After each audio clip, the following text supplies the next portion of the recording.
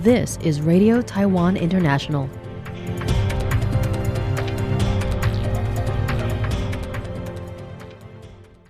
Welcome to the news on Radio Taiwan International. I'm Eloise Phillips, coming to you from Taipei, Taiwan. We begin with a look at today's top stories for Wednesday, April 15th.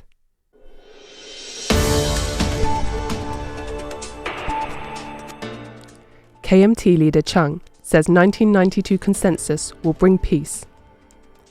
Taiwan and US co-host Ottawa seminar to strengthen global cybersecurity. And the Foreign Ministry backs the shift from Brazilian soybeans amid envoy's Taiwan is China remark. But first, today's top story. Following her trip to China, KMT leader Cheng Li-wun said the 1992 consensus is not dangerous and will only bring peace and benefits. Speaking in a radio interview on Wednesday, Cheng described her meeting with Chinese Communist Party General Secretary Xi Jinping as sincere and modest, saying she felt he showed friendliness and genuine emotion. Cheng said Xi told her that tensions in cross-strait relations did not develop in a single day and require perseverance and patience. She said that from China's perspective, it is hurtful to deny shared ancestry, ethnicity, language, and writing. She said, because from Chen Shui-bian to Tsai Ing-wen to Lai Ching-de, you have publicly said a number of times that there is no Taiwan independence issue. Since there is no Taiwan independence issue, then there should be no Taiwan Independence Party platform issue, right? You should just remove the Taiwan Independence Party platform. What loss would there be? The 1992 consensus is absolutely not dangerous. It will only bring peace, cause no harm to Taiwan at all, and will only bring benefits. Cheng also said she hopes to visit Washington during an upcoming trip to the United States. She said Taiwan should not undervalue itself or ignore its strategic value, adding that during her US visit, she plans to demonstrate that Taiwan has a voice in its future destiny and cross-strait relations and can set a political agenda rather than becoming a pawn in geopolitical competition. Taiwan and the US co-hosted a Global Cooperation and Training Framework, or GCTF, seminar at the US Embassy in Ottawa, bringing together international officials to discuss safeguarding critical infrastructure from cyber threats. The event drew more than 100 attendees, including diplomats and experts from 20 nations, such as Canada, Japan, Australia, and several European countries. The seminar featured 3 panel discussions on cyber governance, emerging technological challenges, and submarine cable resilience. US Deputy Assistant Secretary of State John Mills delivered the keynote address, and Director General of the Cyber Critical Technology and Democratic Resilience Bureau at Global Affairs Canada, Gillian Frost, provided closing remarks. This marked the first time a GCTF international seminar was held at the US Embassy in Canada. Harry Tsang, Taiwan's representative to Canada, emphasized the urgency of cyber resilience, noting that Taiwan faces an average of 2.5 million cyber attacks daily. Tsang said the government has adopted a, quote, whole-of-society, end quote, approach to defend national security and critical infrastructure, urging like-minded nations to collaborate against increasingly sophisticated cyber tactics. Highlighting that submarine cables transmit 99% of global data, Tsang described them as digital arteries of the global economy. He also underscored Taiwan's Foreign Minister Lin Jialong's, quote, International Submarine Cable Risk Management Initiative, end quote, expressing hope for deeper international cooperation to protect these vital networks. Taiwanese lawmaker Michelle Lin on Wednesday urged the government during the legislature's Foreign Affairs and National Defense Committee hearing to counter controversial remarks by Brazil's top envoy to Taiwan, suggesting a shift from importing Brazilian soybeans to other countries' products. Deputy Foreign Minister Chen Ming-chi responded positively, citing Paraguay's soybeans and beef as allies, saying that increased cooperation aligns with comprehensive diplomacy and bolsters Taiwan's food security.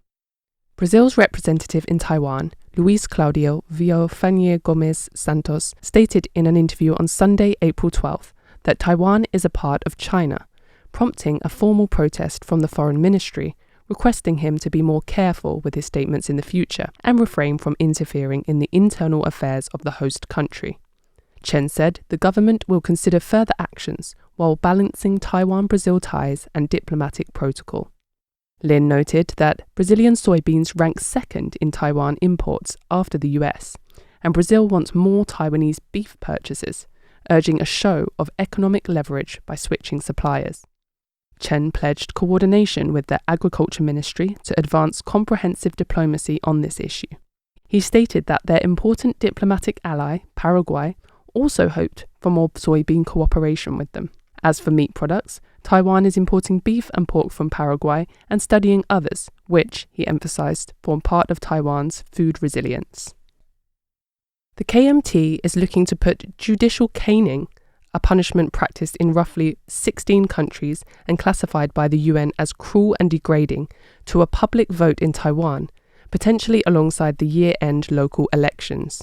KMT legislator Hong Meng-kai will lead a proposal for a caning referendum that has already secured signatures of support from the entire KMT caucus plus 2 independents. If the proposal makes it through the legislature and is submitted to the Central Election Commission, the referendum could be held on the same day as the year-end 9-in-1 local elections. Caning involves restraining an offender over a frame and striking them with a rattan cane at full force. It is explicitly designed to be severely painful and humiliating. While Singapore and Malaysia are the most well-known practitioners, approximately 16 countries worldwide practice caning or similar punishments, mostly in nations governed by Islamic law. KMT legislators believe it could be a more effective deterrent for child abuse, sexual assault, and large-scale fraud. However, DPP legislator Rosalia Wu criticized the move as exploiting caning as an electoral issue, saying that while harsher sentencing is acceptable, caning is not, particularly since the signing of 2 international human rights covenants under former President Ma Ying-jeou.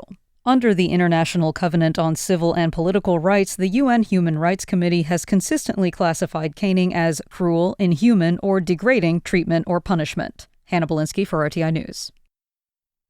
This Tuesday, the Financial Information Service Co., or FISC, announced that it will connect with Japan's PayPay and Singapore's NETS systems to allow inbound travelers to use Taiwan's Unified QR Code Payment Standard, TWQR. Integration with Japan's PayPay is expected to go live first by the end of April. FISC Chairman Lin Kuo-liang said that TWQR, together with the Bankers Association and Electronic Payment Association, are jointly launching the TWQR Inbound Global Payment Service to make it easier for foreign travelers visiting Taiwan. Instead of dealing with currency exchange or handling cash and change, PayPay and NETS users can use their home country's mobile payment apps to scan and pay at any store displaying the TWQR sign across Taiwan. Lin said the launch marks a significant milestone in digital financial cooperation between Taiwan and neighboring countries. The inbound service is starting with PayPay mainly because Japan is our largest source of tourists. We have long hoped to build a cooperative relationship with PayPay, which has been very successful in Japan. This launch is a natural progression of a series of collaborations with PayPay. Discussions are underway to implement inbound services for Korean visitors as well.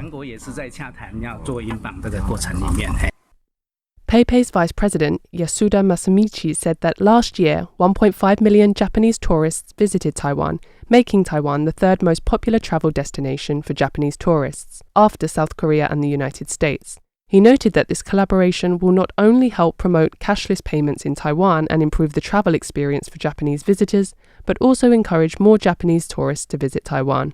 The FISC is jointly funded by the Finance Ministry, the Central Bank, and other public and private financial institutions. It is primarily responsible for interbank transaction processing, settlement, and financial technology infrastructure across Taiwan, such as ATM automation services and Taiwan Pay. Thanks for joining me for the news. I'm Eloise Phillips. Stay tuned for another 50 minutes of English language features brought to you by Radio Taiwan International.